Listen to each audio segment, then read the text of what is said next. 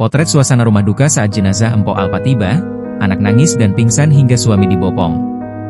Suasana duka di kediaman rumah Mpok Alpa di kawasan Ciganjur, Jakarta Selatan, Jaksel.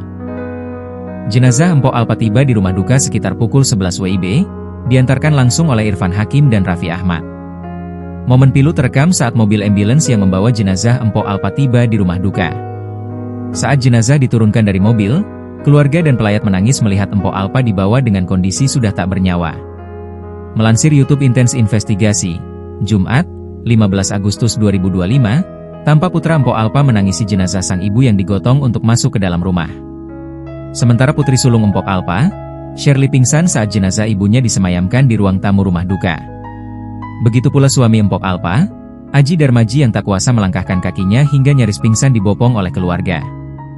Di tengah ramainya para pelayat itu, turut pula Raffi Ahmad dan Irfan Hakim memasuki rumah duka.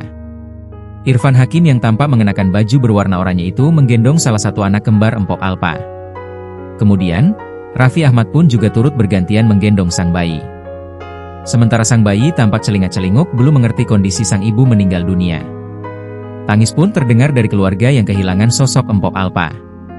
Pemilik nama lengkap Nina Carolina itu kini meninggalkan 4 anak dari pernikahannya dengan Aji Darmaji. Diketahui, kedua bayi kembarnya berjenis kelamin laki-lakinya itu lahir pada Senin, 7 Oktober 2024, di Rumah Sakit Bunda, Menteng, Jakarta Pusat. Beberapa waktu lalu, Mpok Alpa juga menyebut bahwa biaya pemeriksaan hingga persalinan bayi kembarnya dibantu oleh Raffi Ahmad. Suami Nagita Slavina itu memang membiayai dari mulai periksa kandungan hingga Mpok Alpa melahirkan.